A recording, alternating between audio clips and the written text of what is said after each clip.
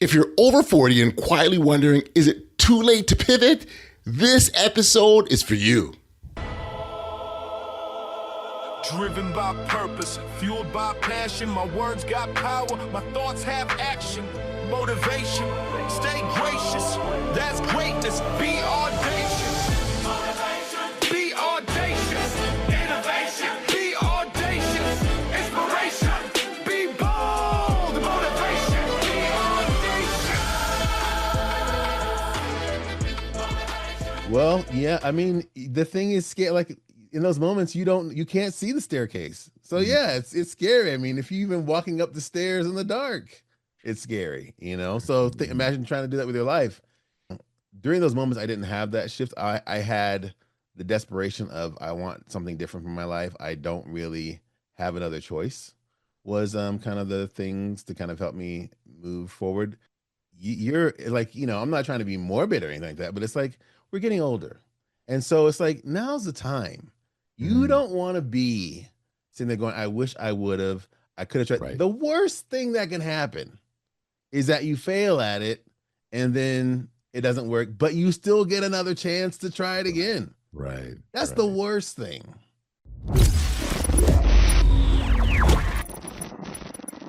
What if the belief that your best years are behind you is the very thing that's holding you back? You know, here on the Audacious Living Podcast, the goal is simple. It's to help you live your best audacious life ever by betting on yourself, even when the path isn't totally clear. Today's guest is Troy Horne. He's a former Broadway performer, author, father first, and someone who has reinvented his life multiple times, including stepping onto a Broadway stage after taking a massive leap of faith with no safety net. It's a really, really good story that you're going to love to hear. In this conversation with Troy, you know, he shares what it really takes to pivot midlife, why clarity beats confidence, and how courage is built through actions. So now that we've got you all set, let's jump into our conversation with Troy. Enjoy.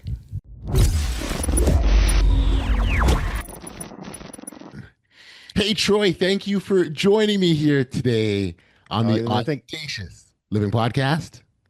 Thank you so much for having me. Thank you. It was really cool. Yeah, no, I often and always say it's a privilege just to be able to connect with individuals and engage in conversations. And the cool thing about this, Troy, is, you know, you and I will be here talking, and, you know, listeners have an opportunity to, I call it eavesdropping, right? They're going to eavesdrop on what we're sharing, and perhaps they take that and use that for their own lives and get them to a better place. And so that really is a cool thing to be a part of. So I appreciate you again being here, because it helps me fulfill my mission, right? So all good, all good. Definitely. So, you know, much time on this podcast really is spent, you know, encouraging individuals to live that best audacious life that we talk about. And, you know, one of the analogies that we oftentimes refer to is just to help sort of frame things for people is understand that, you know, life very much is a journey, right? We're on our own individual pathway, and we've got to step one foot and step in front of the other. You know, sometimes on that journey, that pathway, there's going to be obstacles. There might be a boulder. There might be something in our way, and we've got a way to figure out to maneuver it to get to the other side, because that's where our greatness lies, right? And sometimes we got to pivot, sometimes we got to change directions, sometimes we got to reinvent ourselves, and that's sort of something that you encourage a lot of people to do. You know, think about where their life is, and if you got to change or make that move, do that. And so, and then of course with your background and performance and being on the stage and really, you know, being in front of people, there's a lot of times where you probably had to pivot and change as well. And so I would imagine, but then the other part of all this, there's also the really cool themes that come from that. When you talk about changing and reinvention, the courage is involved. Certainly there's a courage aspect involved with that, you know, resiliency, chasing your dreams. There's so much there. So I'm going to stop here a second and give you an opportunity to introduce yourself to our audience, talk about the work that you do and what's got you to the point that you're at now. Wow. So my name is Troy Horne. I am a father first, which has been really cool. We got 3 awesome kids.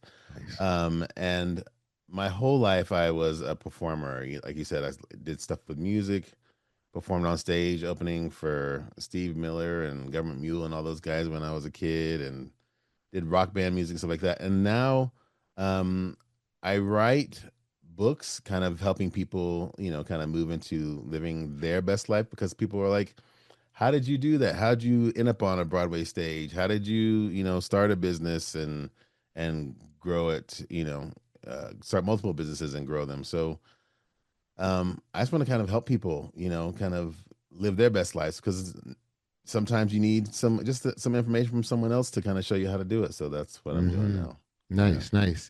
I'd love to get a sense from you some of these pivots, these major pivots that you've had to make, because look, we all at some point run into things. We're like, yo, I thought I was going here, but now I got to go over there, kind of thing. Can you share some of the ones that you had to, the decisions that you had to make and things you had to do? Well, the first one that I can share with someone that is on the other side of fear is landing a lead role on Rent in New York and Broadway here.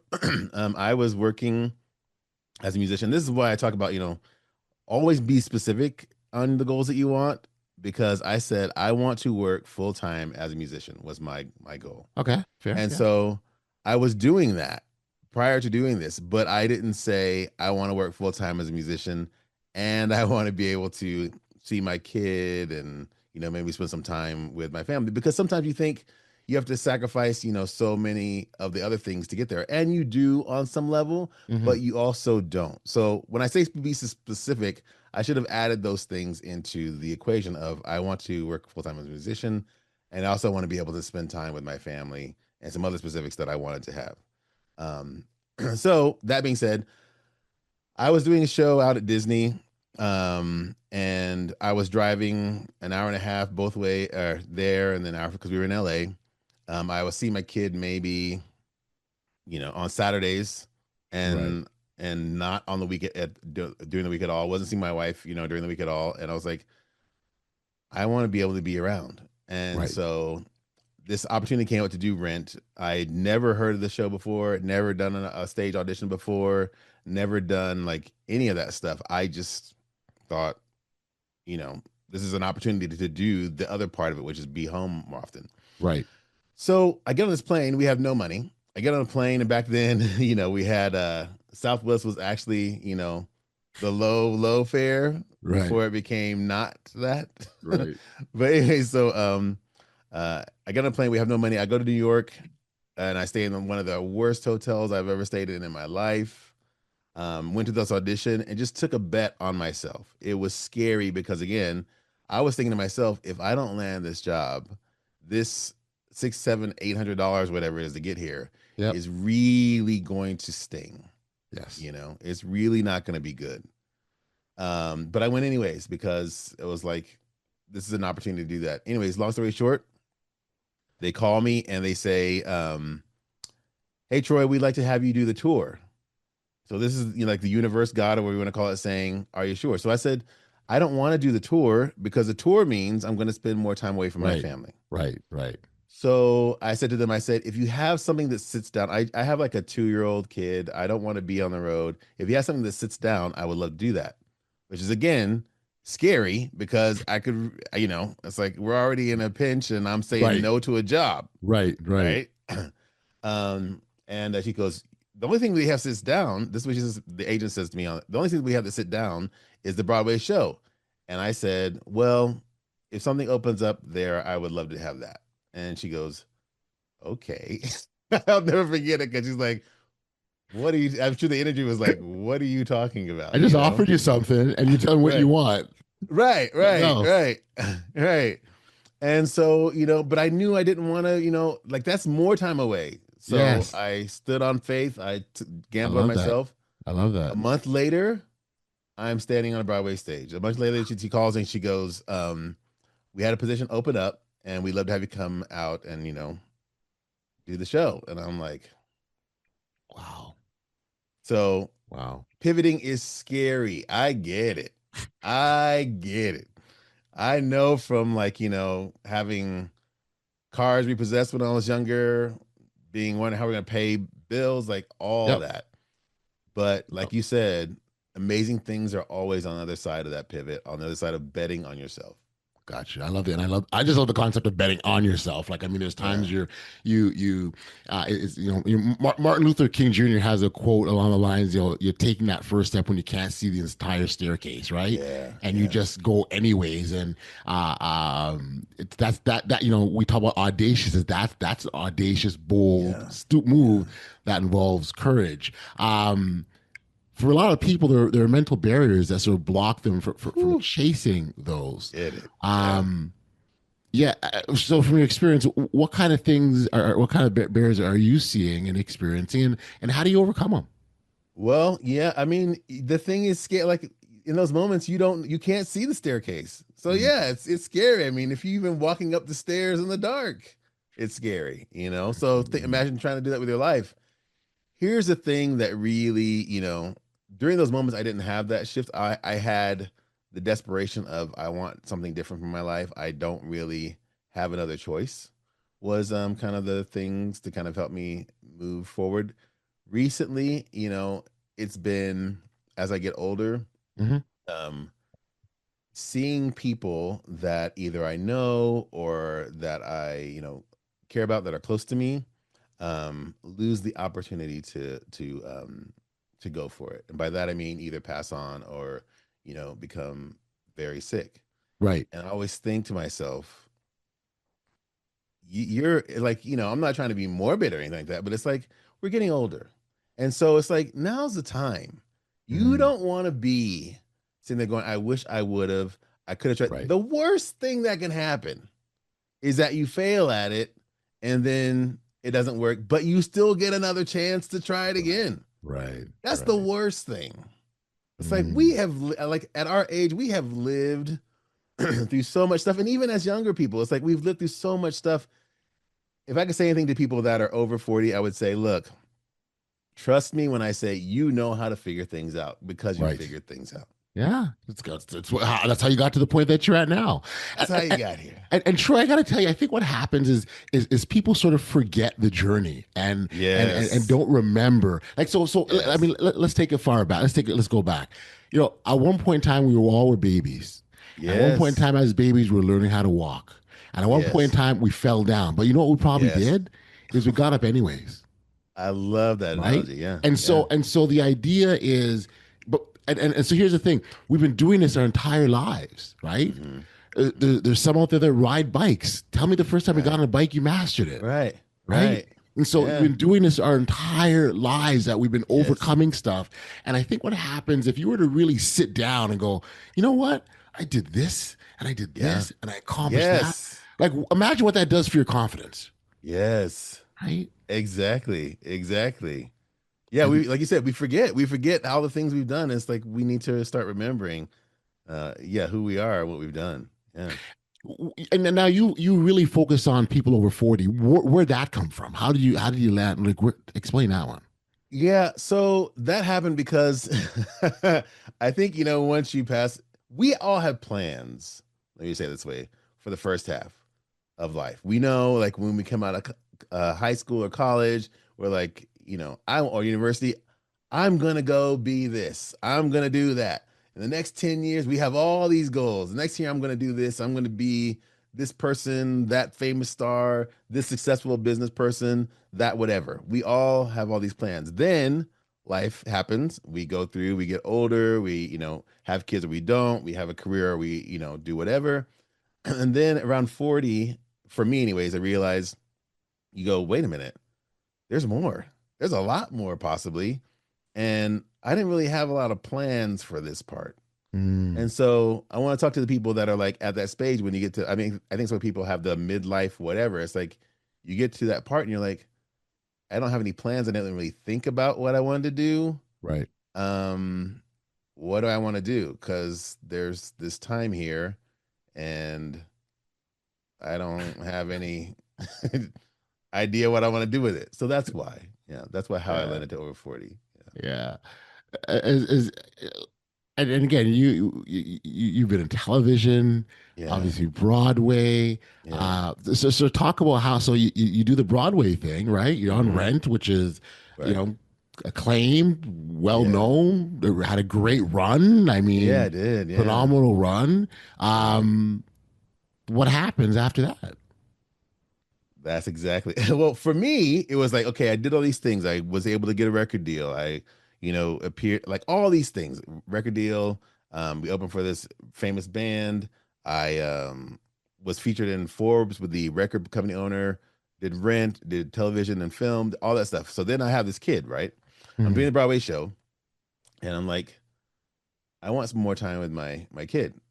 I want more time, So I gotta say, I love the intentionality too. Like you really state what you want, man. Like so, I want to. Sorry to cut you, but I need to really. That's how important that is. Like, yo, this is what I want, and really making it happen. Yeah, yeah. So, the show, like, I get to the point where I'm like, I've done this part. I've done the thing that I wanted to do. Kind of what's next, and my next thing was I want to help my, then 3 to 4-year-old really understand the possibilities that are available in life. So we pivot, we start a business that's kind of based on teaching people how to do entertainment, and I spend more time with him. And we grow that, just kind of helping people do that. But then he goes off to college to pursue his dreams and stuff like that. And I'm going, and I have 2 other youngsters who are doing their thing, so I'm also helping them. But I start to go, wait a minute, you need to focus a little bit on your stuff. What do you want to do? So after Rent, I really focused on kids and how to help them do it. But now it's like, how do I help myself do it? Yeah. And no, I love it. So what would you say is kind of when you sort of look back at all the things that you've done, what would you say is sort of the boldest sort of career leap that you made? And when you look at all the different things that you've done and been a part of. Really taking a chance to do it. And that's the hardest. There are 2 things I would say. One, you have to decide that you want to do it. When I first went to LA, it was after college. My mom freaked out because I left college early because I wanted to go pursue this. I was like, one, I saw someone that I thought was amazing at music, like way more talented than I. He was an upperclassman. He went away and he came back and he was like, I can't find work doing what I want to do here in Texas. So I'm coming back to get my master's degree. And I thought, man, I might as well just go for it. Because if he can't do it, I might as well give it a shot. So I was like, I'm going to LA. So anyways, I had like no money again, $1,500 total in my pocket. Because at the time I didn't know how to do wire transfers or banks and stuff like that. Get to LA, move with my cousin. He tells me that we need to move out in a month because we're trying to adopt this kid. So I'm in LA with even less money now, no place to live. All this to say, the first step is make a decision. The second step is know that it's going to take at least 10 times the amount of work and effort that you're planning for. So if you know that going in, like you make a plan of like what you want, like this is how I want to get there, write it all down and then go, okay, now the amount of work, which we all can do, is going to be 10 times the amount that I think it is. You're gonna be just fine. The problem is I don't think we realize how much work it's going to take. Gotcha. And we underestimate that. Yeah. And again, in fairness, if you've never been there before, how would you know, right? Right. Yeah. So, yeah. As I sort of think about your story, the 2 words that kind of scream out at me is openness, and in terms of being open to what comes along, and then acceptance. Openness and acceptance are the 2 things that really, really resonate with you. How have those 2 words been critical in you and your journey? Wow, openness and acceptance, how have they been critical in my journey? I think just being open to the idea that you can do what you want to do is a big thing that I was kind of given as a kid, because I was one of those kids that was like, you can't do this. And I was like, oh, yeah? I'm going to show you. I'm going to show you. So being open to the idea that there's way more to life than we can probably imagine or see. And then also being able to accept the tough times that come, because I'm not going to tell anybody that, hey, you're going to make a decision and everything's going to fall out of the sky. The people love that idea. They love the idea of the 10-minute abs and the quick quick hack that you can do and be viral tomorrow. It's like, okay, anybody. I used to like work out with these guys, and anytime you mention to anyone with actual abs or whatever about 5-minute abs, Yeah. they're like, come on, dude. Come on. No. No.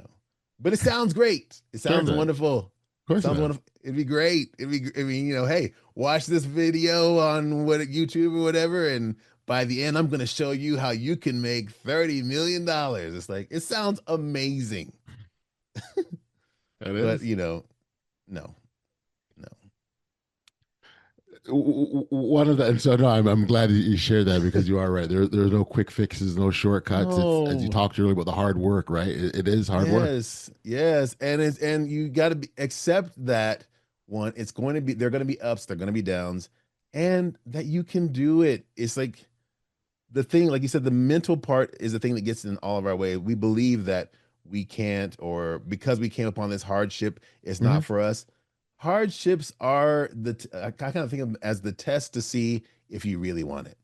When at least share a quick story with you that is like popping in my head while we talk here.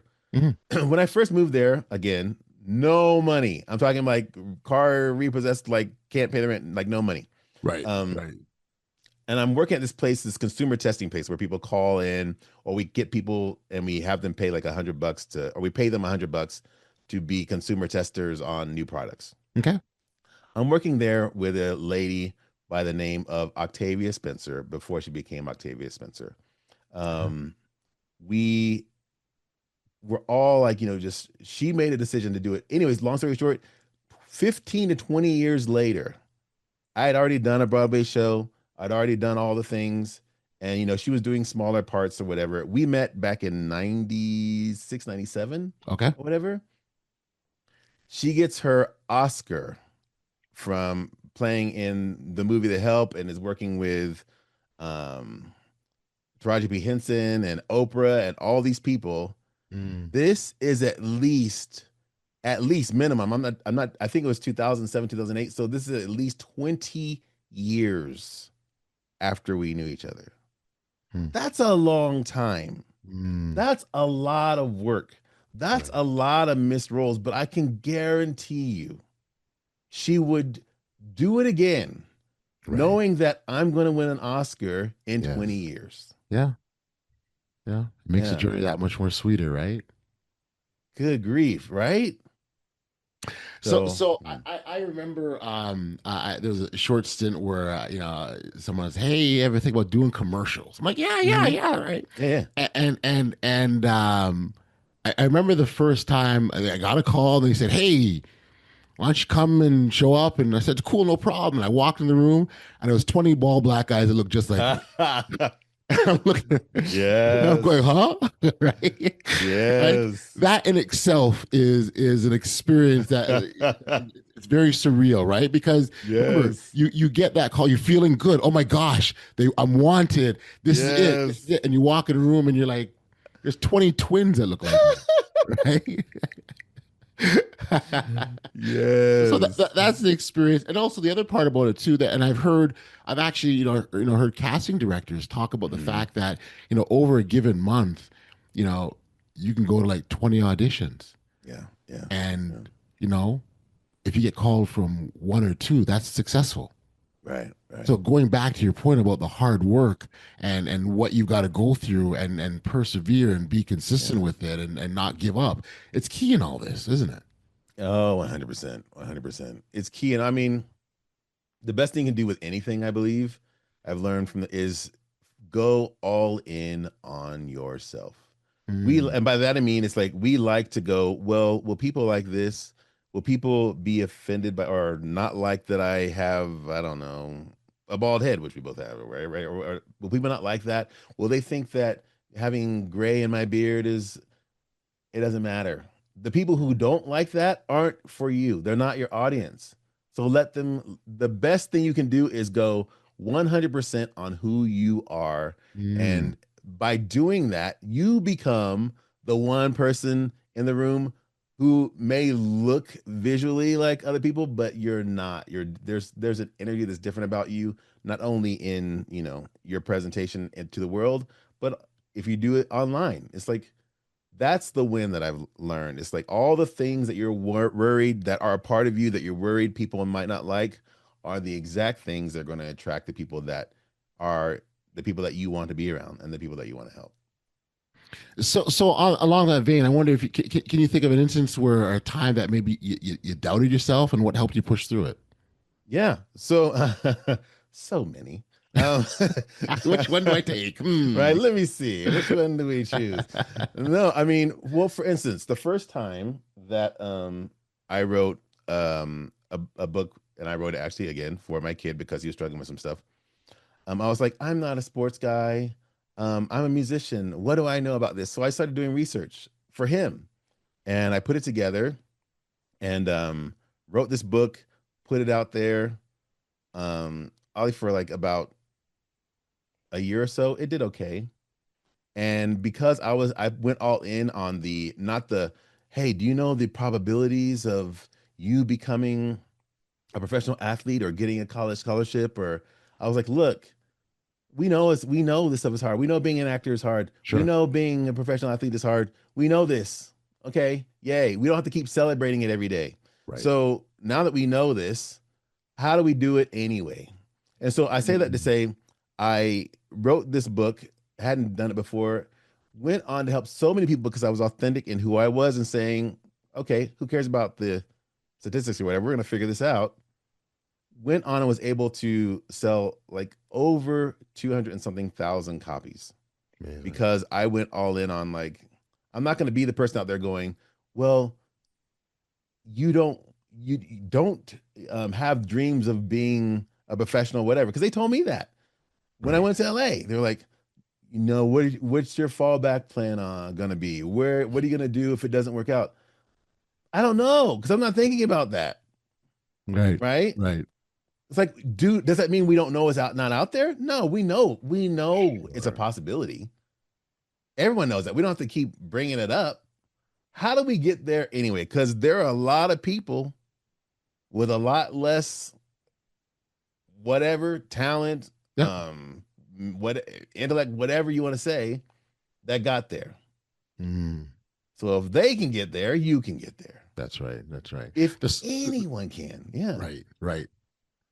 Yeah. If anyone can get there, or if anyone has gotten there, or even if they haven't, you can get there. There's so much to be said about that path that people have already gone ahead. So here's the thing, right? Troy, it's really, really simple and easy to think that if you're going through a situation or problem that nobody on the planet has any idea. Like, this is my thing and no one's ever seen this before. But there's nothing new under the sun. It's happened, and really it's about finding that answer and who has done it, and there's nothing more encouraging to know that, hey, this thing I'm going through, this guy over here just did it, and here's how he got through it, and here's what he did, and here's the resources he used, and here's how he elevated himself. Like, all of these things are available. We have to find them, and so, but we can't find them until we're audacious enough to take that first step forward. Yeah. And the thing that you also find out when you do that research and you're like looking around, you go, they did it in a lot harder circumstances than I'm going through.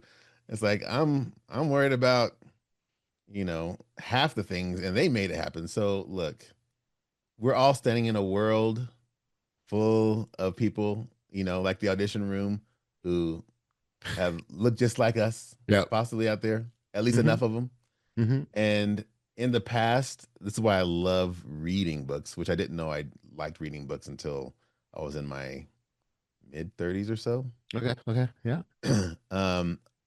Because there's so much information. There are people, like you said, who have lived through what you're looking to live through, and they wrote about it. And they said, here's how I did it. Yeah, and you have to add your own spice to it. Sure, of course. Your own story to it. But at the end of the day, it does have, there is an opportunity for you. Like, we don't have to copy people's journeys, but we can learn from them. Yeah. And that book was called Middle Management. Middle Management is the one that I am releasing, that I release right now. That's the one Okay. that's coming out here in a couple. Okay. I'm like Okay. doing the final prints, and that's the one that's for the 40 and older crowd. That's like, okay, Okay. look, just like I did with the kid, I did some research on how to do it, and then I used it myself. It wasn't like I just wrote it and said, here are the 5 steps. I was that 40-year-old that was like, what are we doing? And so I did some research on people that have done the same pivots after 40, 50, 60. And I put myself through the process. And then I wrote about it in a book like I did with the first one. Mm-hmm. And it was scary. I'm like Sure. butterflies as we talk about it right now. That's crazy. Yeah. Nice. But then I got to the point where I was like, okay, I had clarity. And then I started doing it, Ollie, and then it worked. Beautiful. And then I was like, okay, I did this before with the youngster. This one I'm gonna do for myself, for people that are over 40. Beautiful. Beautiful. I like that idea of feeling it and moving forward anyways. The C word, courage, is screaming throughout this in terms of, you've just got to have that courage to step forward. What can people do to help sort of give them that shot in the arm to move forward and develop their courage? Especially when the confidence is lacking, right? Yeah. If I can share anything with people out there, it'd be like, you are way more capable than you're giving yourself credit for. And this comes from someone, I'm not gonna drop their names, but I've met quite a few famous icon people on the journey of entertainment. And let me tell you, some of them are really great people. A lot of them are really great people. 99.9% of them are as regular as you and I are every day. There is, I mean, I've seen these people and thinking, oh my gosh, that's whoever, or oh my gosh. And then you spend time with them because you're on whatever job or set or whatever. You're like, you are a great person, but you're just as normal as I am. There's no magic. You don't have any super pill magic thing that I don't have. So I say that to say, the courage and the thing you're trying to get over is the belief that there's someone out there with the answers or with the trick or with the hack or with the special whatever. Please take it from me when I say I've been in the room with a lot of these people that are whatever. Yeah. There is no magic. The emperor has no clothes. The wizard of the Wizard of Oz is just standing behind the booth turning, but it's still a regular old wizard dude. Right. You can do it too. Right. Please believe that the two things are, you have to take the action. 2, know it's going to be hard. Yep. I'm not gonna say really hard. It's gonna be hard. And 3, know that it just takes more work than you think it's gonna take. But if you can do it, please believe me. I love that message. You can do it. Yeah. I love that message. I mean, I gotta ask, and again, we're not here name dropping of celebrities, but who surprised you the most in terms of just being as real, as normal, and laid back, and as chill as possible? Like, is there someone that really goes, oh my gosh, I didn't expect this? As chill and as when you say chill, what do you mean? Well, just normal, just more than just regular. Like, to your point, you said regular. Okay. Right. Well, this person I can say was, when I say regular, it was like, I knew when I met her, I thought, oh my gosh, this is a crazy one. And then when we started talking, I'm like, oh, you're like my cousin. It's like you're just a regular cool person. This was a really great experience, honestly. So, and that was I was working on a modeling shoot with Tyra Banks. I don't know if you guys, yeah. So I met her, and she was just a really nice, normal person. Wow. We see her on the television, and sometimes maybe she's doing you can't do it or whatever, because I yelling at models or whatever. And that's really, what's funny about that kind of stuff? When you see it on television, you understand that's not a space of trying to hurt people. That's a place of how do I help you get how hard this is and how difficult you have to work through to get here. Got you. As my dad used to say to me, it's like, don't be worried when people are talking and yelling at you. He would say, when people are like not angry, but criticizing you and telling you that you need to do this, that, the other, it's because they believe you can. He said, be concerned when they're not talking to you. Because when they're not talking to you, they're like you would never yell at that baby who couldn't walk, but they kept falling down. Right. You'd be like, oh, come on. And then eventually we stop and just let them figure it out by themselves. Right. So pay attention. No, that's good advice. Good advice. Yeah.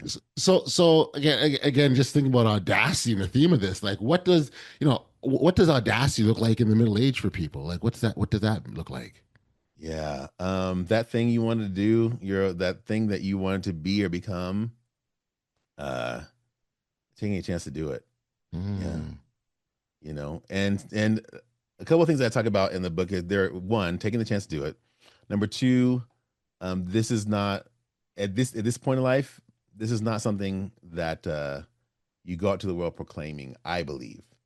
This is something you take action on. You align yourself with people who are on that same journey, and you talk with them about it. Like your brother, sister, cousin, wife, husband, whatever, they can support you, but this is something that I found in this space. You have to take the first steps by yourself or with people that are on the same journey. You can't go, hey, sis, what do you think about this thing I'm thinking about doing? That's not their space. Their space is to love you, who you are. Their space to say, this is my brother, sister, or whatever. This is what they do. Their space is not to push you into this new direction. That's your job. And that's the audacious, scary part of this whole journey. That's your job. Now, once you're doing it, aligning yourself with other people who are doing it is where you're going to find the commitment and the excitement and the support. And the encouragement, I think that's a big part of it. Like that's where they can help you the most, isn't it? Yes. Yeah. What's the best form of encouragement that you received? Ooh, oddly enough, after I started going, again, this is something after I started making the steps, friends and family, and one, actually, oddly enough, countering what I said, which is why things move, my sisters saying, we saw you doing this, we didn't really know how it's going to work out, but now that you're really going all in on being an author, they're like, this is really great because you have kind of always gone for what you wanted, and then by persistence or whatever, actually gotten it. So keep going. Yeah. I love it. But that came after I made the decision and after I started doing the stuff myself, so. I love it. Yeah. I love it. Goals are always important to have. Dreams are important to have. You had the opportunity to, as you talked about celebrities, a couple of basketball players, Hall of Famers. You had an opportunity to connect with as well too, in Kobe Bryant and Chauncey Billups. And I'm certain, from a standpoint of big audacious goals, they probably had something to share on that. What did you learn from them on that, as far as goal setting goes? Yeah, the same thing. One thing I learned that helped me a lot, even still on this journey, was an obsession focus on what you want to do. Man, like even talking about it, I'm like getting excited just because, they're like, once you decide what you want to do, you need to like obsess over it. And like, especially with Kobe, he was like, I wake up and when I was doing it before he retired, I was like, I would wake up, it was basketball all day. It was basketball. Of course, he loved his family and sure. But if it wasn't about how to become better at basketball, I wasn't doing it. And it's like Chauncey told us, he was like, I knew, he goes, and a lot of people say, don't do that. I'm just going to say it because we're being ourselves. A lot of people say, don't specialize before you're in high school. Don't do. Chauncey Billups told us, he goes, when I was younger, I played football and basketball. He goes, but I knew in eighth grade, he goes, I knew if I don't focus on this basketball thing and just do that, I'm not going to get to where I want to go. Wow. And so He, again, obsessed and focused on basketball. And we all know how that turned out, you know? So the thing that I would say is like, once you decide what you want to do, maybe in the 40s, like try a couple of things. And I talk about this part of the process in the book is like give yourself like 6 months to 8 months to really go all in on something and say, is this it? I don't know. Try the other thing. Because you usually have 3 or 4 things that you are like, this is what I could do. This is what I could do. This is what I could do. Try them with obsessive focus. You'll know before 6 months whether or not this is the thing. And then once you make the decision, obsess over whatever it is. Like with writing, I'm like always reading. I'm always studying the craft of writing. I'm always like, if there's a bestseller in my genre or my niche, I read and I go, what did they do? How do they do this? Yeah. What did they? Yeah. Yep. How did they get to where they got, and how can I use that to help myself? Yeah. Yeah. Love it. I love it. I love it. All right. So for someone who's listening and feels, it's too late, right? It's too late. What's the first audacious step that they can take today? Well, one thing I would say, then go to middlemanagement.bio, get a free download, middlemanagement.bio, and there's a free download that gives you 5 steps first steps you can take today. So that's the one thing I would say. And then the first thing I would say, even if you don't do that, if every day we wake up, what they say, with a chance and a choice, every day. If you're awake right now, it is not too late. Trust me, from someone who has seen when it is too late. If you have air in your lungs and you are here watching this, please hear me when I say it is not too late. It's not too late. I could think of some like cool catchphrase or something to say to you, but I'm gonna keep it just straight, plain, simple. It's not too late. Makes sense. I love it. You up for some quick rapid fire questions, Troy? How do you feel about that? Yeah? Yeah. Just give me the first thing that comes to your mind, all right? Okay. First thing, ready? Yes. Broadway or books? Which felt scarier for you to launch? Ooh, Broadway books. Scary to launch. I'll say Broadway, honestly. Okay. All right. Okay. Yeah. Favorite role you've ever played? Ooh, Tom Collins. Yeah. Yeah. Who inspires you right now the most? My daughter. Mm. And my sons too, if you're watching. But they inspire me too, but the girls is different. Got you. Dream collaboration, alive or dead? Ooh, dream collaboration. I'm gonna say my Uncle Job Huntley. He wrote a musical called Tambourines of Glory with Langston Hughes back in the 50s. And that'd be really cool to just kind of meet him now knowing what he did. So lovely. So that's very cool. Very cool. What's the best piece of advice you've ever been given? It's going to take 10 times the amount of work you think it's going to take. Yeah. The biggest misconception people have about chasing their dreams after 40? One, that's impossible. And 2, that's impossible. And 3, that it's too late. Yeah. So if it wasn't music or theater or writing, what would you be doing? Sitting and looking at my kids. I love it. I gotta say, Troy, I love the dedication of family, man. It's clear that's been a North Star for you, and it's so cool to have that. One last question. Sure. Give me a word that describes your legacy. Wow, man. Fun but scary. That's 2 words. 3, but who's counting? Yeah. That's okay.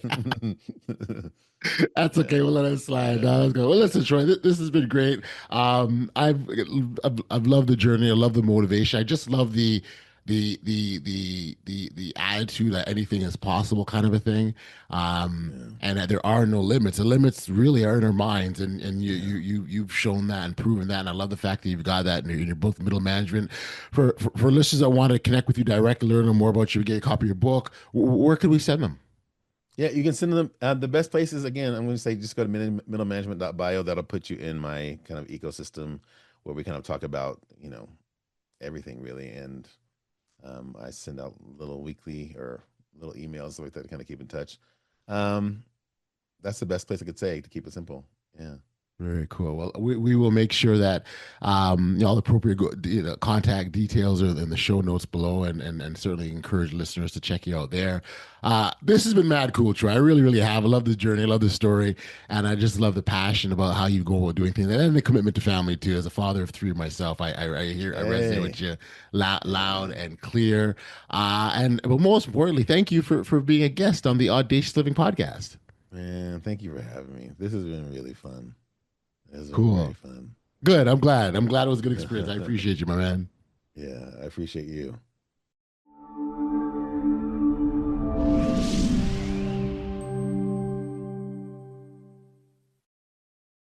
Back we are here on the podcast, and one of the biggest takeaways from my chat with Troy is really simple and a powerful one. If you're here and you're still here, it's not too late. What I loved about Troy's story is how honest he was when it came to fear. He didn't wait for certainty. He moved forward anyway. And that's the part, so many people over 40, they struggle with believing they need permission or they need to have that perfect plan in place before taking action. And that's not the case. If Troy's journey resonated with you, I strongly encourage you to connect with him and explore his work, especially Middle Management, which is a designed specifically for people navigating what's next in that next phase of life. And think of it like a staircase in the dark. You don't need to see the entire thing. You just need the courage to take that next step. Troy took his step and it led him to Broadway, books, and a life aligned with his values. If this episode added value, please follow, subscribe, or share, and leave a podcast review. When you grow audaciously, it doesn't change your life. It gives others permission to do the same. And so with that note, I say thank you for being here. Thanks for joining me on this edition of the Audacious Living Podcast. And remember to live life audaciously. Driven by purpose, fueled by passion. My words got power, my thoughts have action. Motivation, stay gracious. That's greatness. Be all